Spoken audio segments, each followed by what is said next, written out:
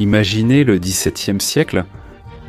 L'Espagne avait été un empire qui s'étendait sur l'Amérique, l'Asie, l'Afrique et une partie de l'Europe.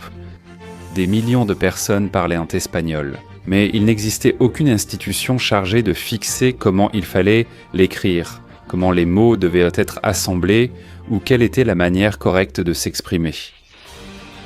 Chaque région avait ses particularités, chaque écrivain suivait son propre style, et même s'il existait de grandes œuvres littéraires comme celles de Cervantes, Lope de Vega ou Quevedo, la langue évoluait encore avec trop de liberté. Au milieu de ce panorama, une question inévitable se pose. Comment garantir l'unité de la langue sur un territoire aussi vaste ?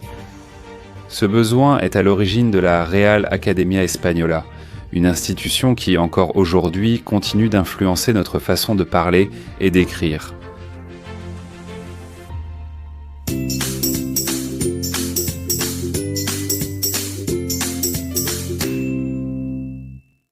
Pour comprendre la naissance de la Real Academia Española, il faut imaginer le fonctionnement de la langue espagnole avant sa création. Au Moyen-Âge et à la Renaissance, les langues se développaient presque sans contrôle institutionnel. Les scribes, les chroniqueurs et les écrivains littéraires étaient ceux qui, avec leurs textes, façonnaient peu à peu la langue. Il existait certes des grammaires et des dictionnaires isolés, mais il n'y avait pas d'autorité centrale. Un événement fondamental eut lieu en 1492 lorsque Antonio de Leruja publia la grammaire de la langue castillane. Ce fut la première grammaire d'une langue romane et cela marqua un moment clé.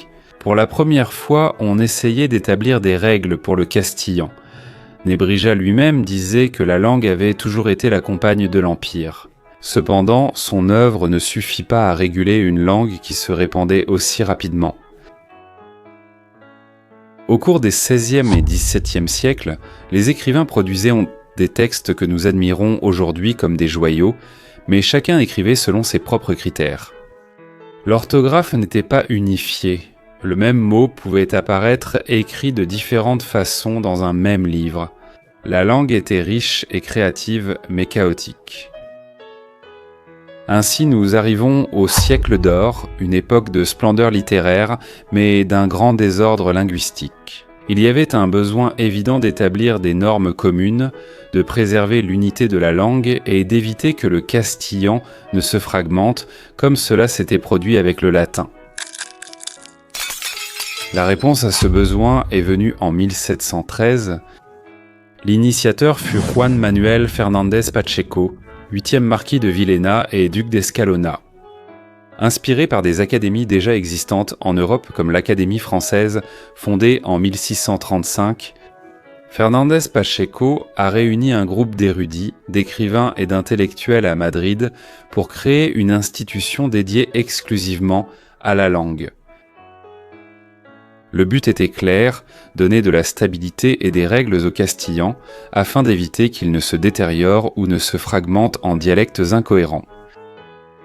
En 1714, le roi Philippe V a apporté son soutien officiel, donnant ainsi naissance à la Real Academia Española. La Real Academia Española est née avec une devise qu'elle conserve encore aujourd'hui. Elle nettoie, fixe et donne de l'éclat.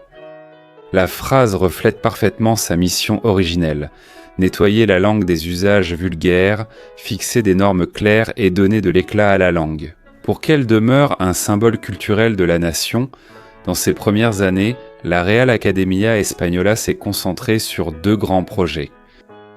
D'un côté, le dictionnaire des autorités 1723 à 1739 fut le premier dictionnaire académique et un des plus grands accomplissements de l'institution. Il s'appelait ainsi parce qu'il incluait des citations d'auteurs reconnus, qui faisaient autorité pour justifier chaque définition. C'était une tentative de rassembler le vocabulaire, d'expliquer ses usages et de donner des exemples de la manière dont ils devaient être employés. D'un autre côté, il y avait la définition de l'orthographe et de la grammaire. Peu à peu, la Real Academia Española a commencé à fixer des critères orthographiques, réduisant la grande variété de formes qui existaient. L'idée était d'unifier l'écriture de la langue dans tous les territoires du monde hispanique. Au cours de ces premières années, la Real Academia Española fonctionnait comme un cercle d'érudits qui se réunissaient périodiquement à Madrid. Ils avaient une vision de service public, convaincus que protéger la langue, c'était protéger l'identité culturelle de toute l'Espagne et de ses territoires. Avant de continuer, n'oublie pas de t'abonner à cette chaîne et d'activer la cloche pour recevoir une notification des nouvelles vidéos. La création de la Real Academia Española n'a pas été exempte de critiques ni de difficultés. Certains la voyaient comme un club d'élite, trop préoccupé par la langue cultivée et déconnecté du langage populaire.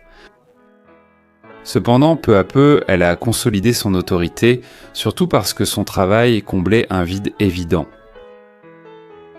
Au cours du XVIIIe siècle, l'Académie a continué à publier des éditions de son dictionnaire et a promu la simplification orthographique. Elle a décidé, par exemple, d'éliminer des lettres qui n'étaient plus utilisées dans la pratique, comme le C cédille ou le X dans certains contextes, laissant place à des formes plus proches de celles d'aujourd'hui. Au XIXe siècle, l'espagnol était déjà une langue de portée mondiale. Après l'indépendance des pays latino-américains, la Real Academia Española a dû relever un défi majeur, préserver l'unité d'une langue échappant désormais à l'Espagne. La réponse fut graduelle et stratégique, au lieu de tenter d'imposer des règles depuis Madrid. La Real Academia Española a encouragé la création d'académies dans chaque pays d'Amérique latine. C'est ainsi que sont nées des institutions sœurs, au Mexique, en Colombie, en Argentine, au Chili et dans d'autres pays, toutes coordonnées sous l'Association des académies de la langue espagnole. Créer des académies correspondantes a été essentiel. Cela a permis à l'espagnol de rester une langue commune à plus de 20 pays, évitant ainsi qu'elle ne se fragmente, comme ce fut le cas avec le latin. Après la chute de Rome, au XXe siècle, la Real Academia Española et ses académies associées ont travaillé ensemble sur des projets fondamentaux, comme le dictionnaire de la langue espagnole, la version moderne du dictionnaire des autorités, constamment mis à jour. Et l'orthographe de la langue espagnole, une œuvre qui unifie les critères orthographiques dans tous les pays hispanophones. Il convient également de souligner l'œuvre de la grammaire de la langue espagnole, un travail monumental qui décrit la langue dans toutes ses variantes. La Real Academia Española a cessé d'être seulement une institution espagnole et est devenue le centre d'un réseau panhispanique. Ce changement a été décisif. Il ne s'agissait pas d'imposer la norme depuis Madrid, mais de la mettre en accord avec les autres académies afin de refléter la diversité de l'espagnol. Actuellement, la Real Academia Española est une institution avec plus de 300 ans d'histoire qui allie tradition et modernité. Elle conserve sa devise « Limpia, Fijaida et Splendor », mais l'interprète différemment. Il ne s'agit plus de purifier la langue de ce qui est populaire, mais d'enregistrer son évolution et de donner des orientations pour son bon usage. Aujourd'hui, la Real Academia Española travaille sur de multiples fronts, publie et met à jour le dictionnaire en ligne, accessible à tous gratuitement. Elle collabore avec les autres académies de la langue sur des projets communs, participe aux débats actuels sur les néologismes, les anglicismes, l'inclusion linguistique et la technologie. Elle offre des réponses rapides aux questions grâce à son service numérique connu sous le nom de Diez RAE Consultas. L'institution n'est plus seulement un cercle d'érudits à Madrid. C'est un réseau d'experts qui cherchent à faire en sorte que l'espagnol, parlé par plus de 500 millions de personnes, reste une langue vivante, cohérente et soutenue dans le monde entier. Quelle est ta perception actuelle de la Real Academia Española ? Approuves-tu son fonctionnement et sa mission pour unir la langue ? Laisse-nous ton avis dans la section des commentaires. Et c'est tout pour aujourd'hui. Si tu as aimé cette vidéo, n'oublie pas de mettre un like et de t'abonner à cette chaîne.